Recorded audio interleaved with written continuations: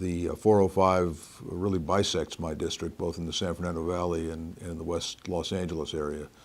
So it will have a profound impact, and that's why we've taken quite a bit of time to try to educate people and inform people about the closure so that no one is surprised and they can make alternate arrangements as far as travel paths are concerned or whether they should be in their cars at all. My suggestion to people is that if they don't need to be in their cars, they should stay out of their cars, stay out of the roadways in the San Fernando Valley, West Los Angeles area, because I think the traffic situation there is going to be very aggravated. The 250,000 cars a day that go down that 405 freeway on Saturdays and Sundays. And the surface streets that service that corridor do not have the capacity to absorb 250,000 cars a day. And if you, for some reason, have to be in your car and travel any great distances in or around that area, then I would suggest tuning into KNX or some of the other stations that will be having real-time traffic reports, so you know what's open and what isn't open. The 53 things to do on the 53-hour weekend closure was really a way to get people thinking about alternative things they could be doing other than getting in their cars and driving around LA that day. This should be a non-event for most people if they follow the advice that everyone's giving them, myself included. I have confidence in Los Angeles motorists. They know how to get around, they know how to navigate traffic jams in Los Angeles if they know it ahead of time. What drives people crazy, and it certainly does in my case, is when you get surprised by a traffic jam, when you didn't know something was coming up, when the president shows up in Brentwood and nobody knows about it and suddenly all traffic is stopped for several hours. That drives people up a wall. If you let them know ahead of time, they can make alternate plans. The only people for whom this is going to be an event are people who have to, for some reason, get onto the highway and freeway system of Southern California, especially the closer you get to West Los Angeles. They're gonna feel the impact of this. But for the rest of us, I don't think it will be that big a deal. At least that's the plan. The freeway is going to be accessible, except where the construction actually is, to emergency vehicles. So if somebody has to get up into the Bel Air area or the Brentwood area or the Bel Air Skycrest area or on the Valley side in Encino or Sherman Oaks, there will be access for paramedic ambulances and for police cars if they have to make an emergency response.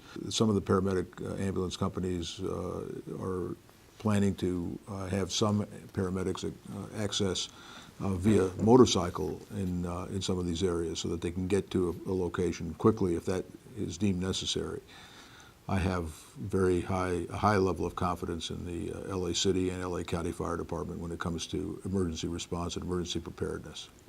I think we have done a good job getting the word out. That was the idea back in April, to get the word out early and often. And our objective was that every man and woman in Los Angeles County should know that on this coming weekend, the 405 is off limits. And the whole idea, again, of inundating people with this information about the 405 closure was we didn't want anybody surprised.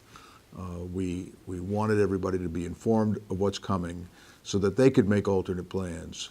Now, this is going to be a traffic congestion event of historic proportions, but it's not the most historic. This isn't the record breaker. The Santa Monica Freeway collapsed after the '94 earthquake, and for 3 months it was out of commission. The interchange between the 118 freeway and the I-5 collapsed during the '94 earthquake, and for months it was out of commission. So we do know how to manage these things. It's not pleasant and it's not perfect, but we do know how to manage them. And look, there are a lot of worse things we could have than a 53-hour closure of the 405 freeway. What we want people to do is just be informed about it so that they don't inadvertently get stuck. I think this is going to work out fine. I think it'll be less of an event than people anticipate, but probably more of an event than the 1984 Olympics was in terms of traffic. Well, there are two worst-case scenarios. One is that they don't finish the job by 5 a.m. on Monday. I'm advised by the Metro folks and the Caltrans folks that there's little if no chance of that happening, but you have to be prepared that something goes wrong on Saturday and this thing bleeds into Monday, and then you have a much bigger problem than you otherwise would have had.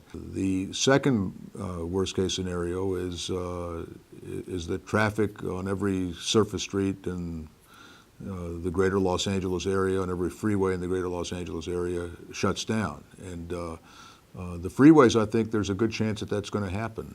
Just the normal course of July traffic on a Saturday is congestion. And this is going to be, by any measure, it's going to be a significant exacerbation of that problem. I just hope that it doesn't bleed into the surface streets, so that people who want to, go to, the less than a mile to see a movie on Saturday or Sunday, find themselves stuck in a gridlock situation. That would be the worst case scenario. My advice to people is stock up on drinks and pizza, or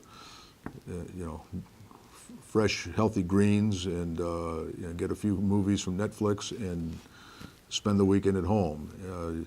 Most people don't get to do that very often and don't get to explore their own immediate neighborhoods very often, and this is a good weekend to do that. And if you do that, it'll be as though you weren't in town that day, and that's the idea.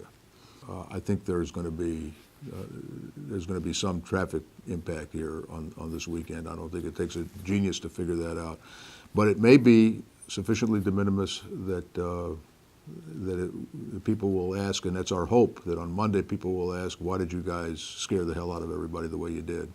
It was unnecessary. Well, that would be music to my ears, because it would have been necessary.